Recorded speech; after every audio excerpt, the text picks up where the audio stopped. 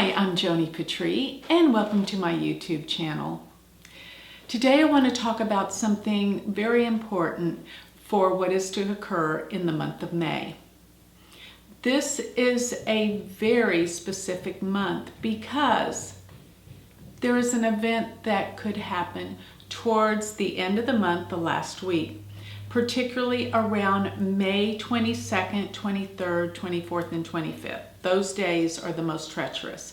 And the reason why I'm informing you of this is to be very cognizant and aware. During this time, we have the degree of the solar eclipse, which the solar eclipse occurred in March, and that particular degree was 23 degrees 50 minutes of Aquarius. We have during this time, the end of March, where K2 will travel over that degree that the previous eclipse occurred at.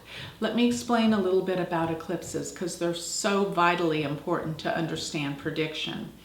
Eclipses are when we have the sun and the moon come together. I'm talking about the solar eclipse. It is a new moon. We have a new moon every month, but when the new moon, when the sun and the moon exactly conjoin together in a degree range with Rahu and K2, this creates the solar eclipse. Rahu being the north node of the moon, K2 being the south node of the moon. But you bring these together and this is what creates eclipses. So I'm referring specifically to the solar eclipse and not the lunar eclipse. And we have two solar eclipses a year, both 6 months apart. One eclipse will occur with the new moon conjunct Rahu, and the second 6 months later will be with the new moon with either Rahu or K2. So you see, we're going to have these 6 months apart variables. So we had the solar eclipse in March. We'll have another solar eclipse in September. And the solar eclipse that happened in March was conjunct K2. The solar eclipse that will happen in September will be conjunct Rahu. So these degrees of where the sun and moon are exactly conjunct is the point that we're referring to as the solar eclipse. So the sun and moon were 23 degrees 50 minutes of Aquarius. And you see K2 is still due to back over that degree marking. And when it does, it creates an event. Actually, when any planet, transiting planet, after the solar eclipse, you set that degree, a planet transits over that degree, that's when things happen. So essentially, we're taking those 2 degrees of the eclipses and we mark them and we watch to see throughout a year. An eclipse is good for a whole year, before or after that a transiting planet can cross over that. So we have also a solar eclipse that will occur in September at 15 degrees of Leo. So after that point in time, or even a little before, if a transit crosses over that degree marking, it creates an event. So in this case, at the time of the solar eclipse in March, K2 was around 27 degrees of Aquarius, whereas the sun and the moon were 23, almost 24 degrees of Aquarius. So because the nodes travel backwards, we have K2 crossing over backwards from 27 degrees of Aquarius, and the time that it will cross over that 23 degree 40-50 minutes will be of the solar eclipse will be around the end of May. And I'm looking at particularly May 24th, 25th, and around that time.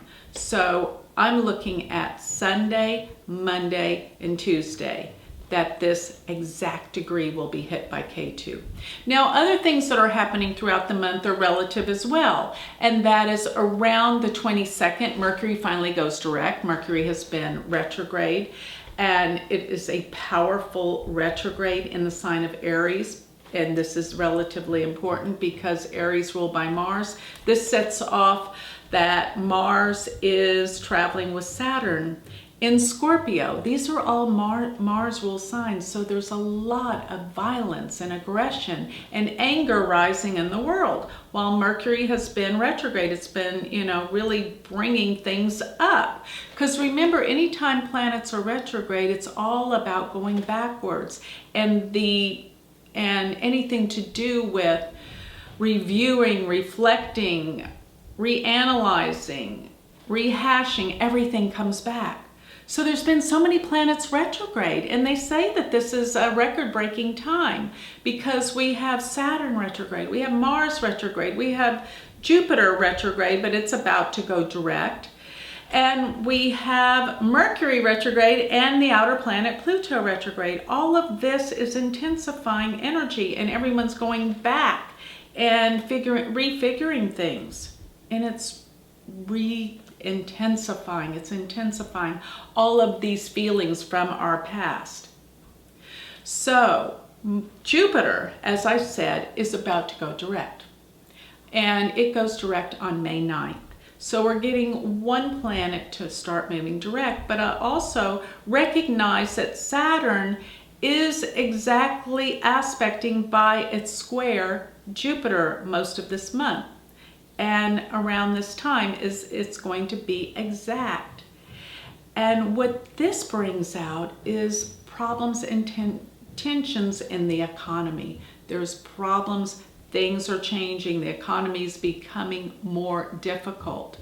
So with all the planets' energy being so retrograde, but then we got Jupiter and Mercury that are going to go retrograde by the end of the month. We're going to have that going on. But K2's crossing over that eclipse degree represents that some big event, explosive event is due to happen.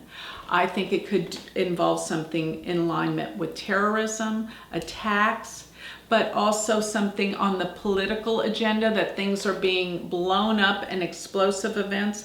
That will change history.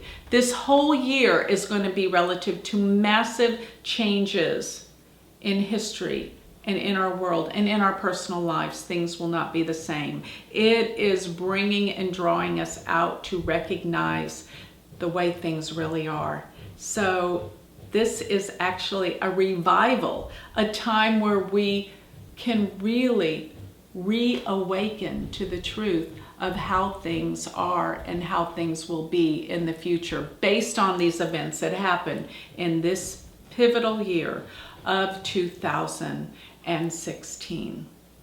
So with that, I'd like to close. And if you want more information, you can always go to my website, which is galacticcenter.org. Thank you.